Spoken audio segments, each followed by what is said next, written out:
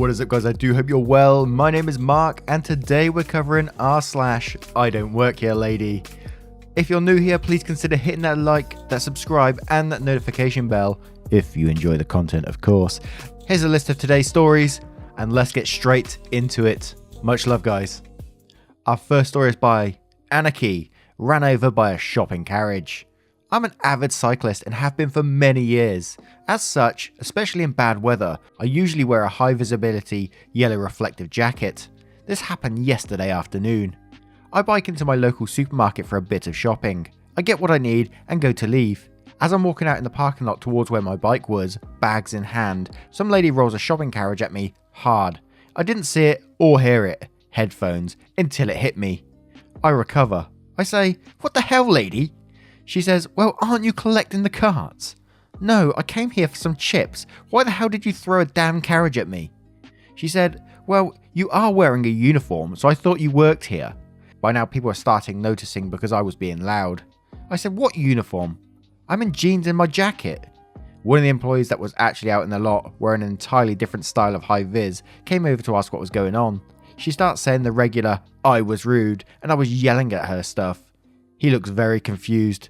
I just didn't want to have any more of it because it pissed me off. I say, "Well, it's pretty damn rude to run me over with a carriage." She goes to huff off, muttering to herself. The employee asks me if he wants me to get the manager. I tell him no. I go on my way. The whole thing only lasted a few minutes. Kind of anticlimactic, but it was the first one I've had of these. And you should definitely share them. I mean, some of the best ones are like the ones where they're not explosive. Karen didn't try and murder you or anything like that. It's just she literally threw a carriage at you. And although it hurt, it's sort of pretty tame. But I like those ones because you know that actually did happen. Our next story is from Footy Socks 1. EW thinks I work there, pissed when I help her anyway. So I don't know why, but for some reason it seems like every damn where I go, I get asked if I work there. For reference, I'm a dress comfy type of person, and I live in southern Florida, so on normal days when I'm just out doing whatever and not working, you can usually find me in capri workout/yoga pants and a t-shirt and some sort of flip-flops. Maybe it's because I keep my phone on a clip on my side, since those kid pants usually don't have pockets. Hell, I don't know. Most of the time when people ask, I smile and politely say, "I'm sorry, no," and they apologise sheepishly and walk away. Except this lady.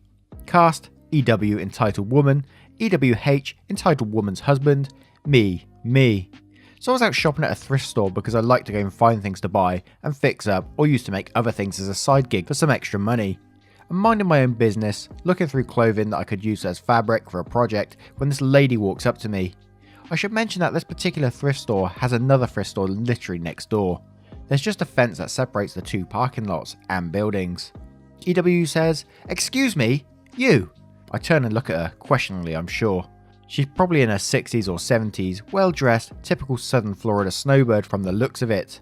Her husband is half following her, half looking at stuff along the way as she's coming towards me. EW says, "Do you work here?" Before I can even answer, "Do you know, it's a day that all close are $1 day."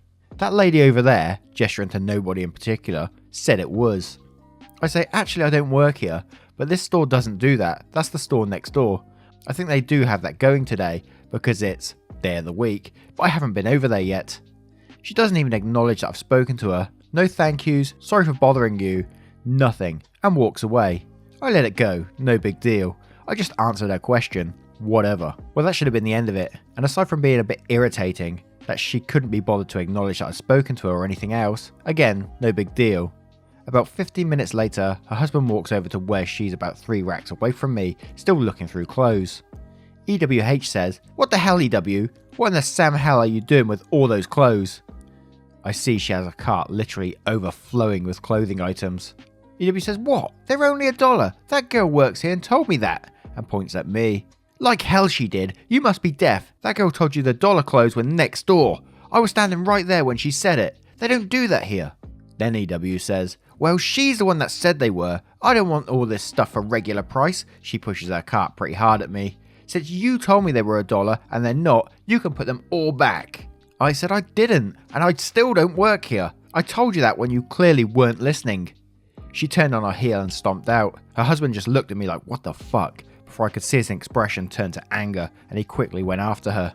She didn't come back in, but I did see him outside in the parking lot when he went out after her, and it looked like she was getting a pretty good earful from him. I felt bad and asked the lady that did work there if she wanted help putting the stuff up. Her response was, "No, you don't work here."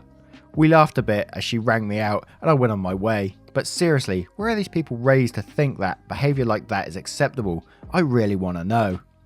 We're all in that same boat. We've been doing this channel for a little while now, and we ask the same question after every story. Where are these people coming from? Where are they breeding? What hive? Our next story is from Miss Teacher Lady 98. My aunt expects me to watch her kids, so I'm not entirely sure how much this fits in the subreddit or if it's better off in another, so please let me know. But this story still infuriates me, so I have to share it somewhere. To give some backstory, the aunt in question is not my blood relative, but she's married to my uncle, and no one in my family likes her. She's selfish, materialistic, and loves spending my uncle's money. She quit her job when they got married. She had 3 kids before they got together, ages 12, 7 and 4, and frequently hires nannies and babysitters to watch them so she can go on trips, to have some me time. That'll be important later on. Now, onto the story. It was a few months ago in their new marriage. Their wedding was actual hell, and that's a whole other story for another time. And we're at a family dinner at my Omar's grandma's house. A few of us, including myself, my sister, and Omar, were sitting in the kitchen talking. Omar asked me about how college was going, and that was when my aunt joined in the conversation. She evidently didn't know I was going to college. She said, "Oh, you're in school. What's your degree?" I said, "I'm getting my associates in early childhood education." Aunt looked stunned at my answer. "Only an associate? That's not going to do anything." "Well, that's all I can afford, right?" She cut me off. "And education? Do you have any idea how to deal with kids?" Mind you, I've been working in a preschool for over 3 years at this point, and the last year I've been a lead teacher and I've won an award for my organisation, so yes, I know how to deal with kids. Well, I am a preschool teacher now, so yeah.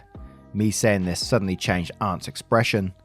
This was the end of that conversation, but a few days later I got a text from her. The text said, "Hi OP, Uncle gave me your number. I was wondering if you could come over tomorrow night for a few hours. Dinner will be provided." I was slightly confused. What was she asking me? I thought maybe she was just asking if I wanted to join them for dinner, or maybe she wanted to talk. I said, "Hey Aunt, can I ask what the occasion is?" She said, "We'd just like your company for a few hours." I reluctantly agreed, and soon enough I found myself at their house the next night. When I opened the door, she was very dressed up, and I was taken back. Was I supposed to be dressed up too? She said, "You're late, and now I'm late." I said, "I'm sorry, I didn't realise how time sensitive our plans were." Aunt rolled her eyes at me. Aunt said, "Oldest child knows where everything is and can help with the younger two." And then she starts to leave. What? It suddenly hit me. She expected me to babysit her kids while she and my uncle went out. I had no idea where they were going, how long they were going to be gone, or that I was babysitting. She says, "Oldest can help you out with anything. They're out back." She attempts to leave again, but I am fuming at this point. I really thought she was going to spend time with me. How stupid of me. I said, "I thought I was here for dinner." To which she replies, "I needed someone to watch the kids." And I say, "Then hire someone." Duh. That's why you're a teacher, aren't you?" She actually used air quotes on teacher. I said, "I am a teacher, not a babysitter." "Oh, come on. Your job isn't that hard. You're basically a glorified babysitter anyways. Just stay here with the kids. We'll be back in a few hours." I said, "No." I yelled at her, almost crying. Months of putting up with her family were finally too much. She said, "Excuse me? I was going to pay you for your work." I said, "I'm not going to work for you." "You're such an awful teacher then." "Ugh, as rude as your awful Omar." The mention of my Omar was like the last straw. I said, "At least I spend time with the kids, unlike you, who shooks them to anyone so you can go and get drunk at the ballet."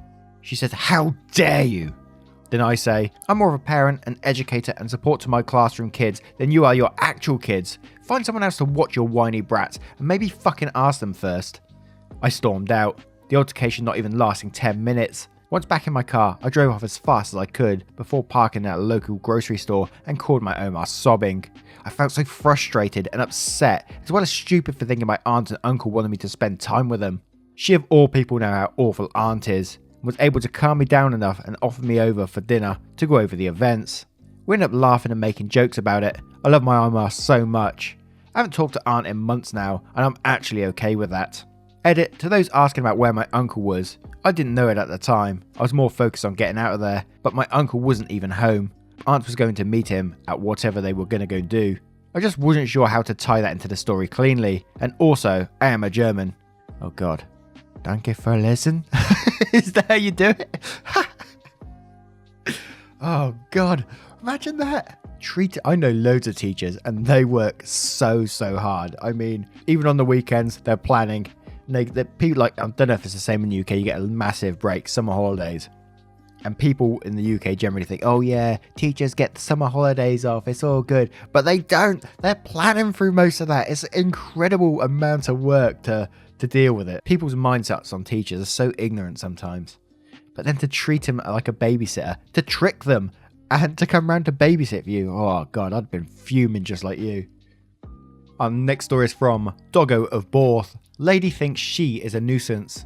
This is another of my, I like to think, wholesome I don't work here lady experiences.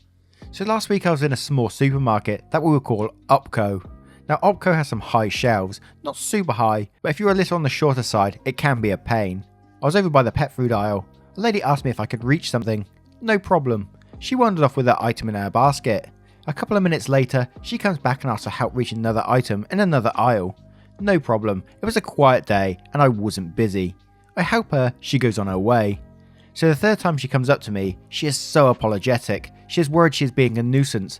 She then says, I'm being a nuisance. You probably don't get paid enough here for helping people like me. This stops me in my tracks. I tell her I don't work here. She starts mumbling an apology. I tell her not to worry. So we get talking, mostly about dogs because she has a terrier mix and I have a mix. She mentions she worries about staying independent and shopping, so I give her the email because she hates calling people of a group of people that take people shopping who struggle. Told her to mention my name because I'm one of the drivers and that means I can take her shopping once a week. She's a lovely lady and she was just so embarrassed about it. I now help her with her garden and her dog too. She's teaching me how to grow tomatoes. If you need help, it is out there. Sometimes by getting yourself, you are helping others too.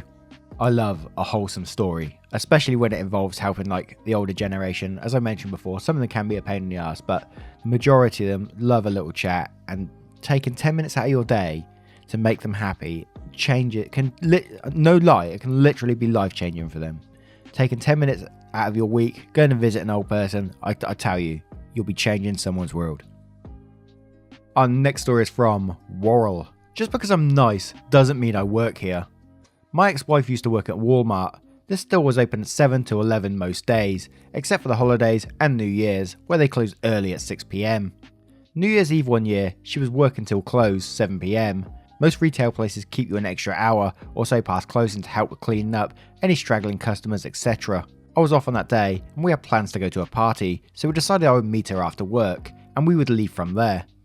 I got to the store at 6 o'clock on the nose. They were already turning away customers and locking the doors.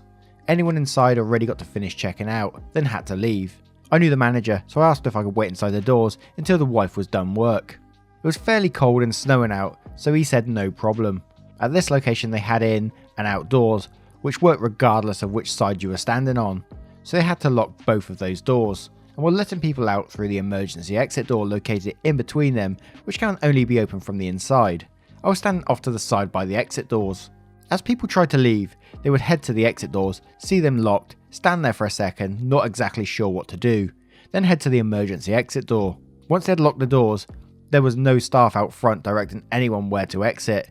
They were standing by the second entrance door, stopping anyone who snuck in through the emergency exit door. I decided to be nice since I knew most of the staff and was already standing there anyways, and when people came out, I would let them know the big door was locked and they had to use the middle door.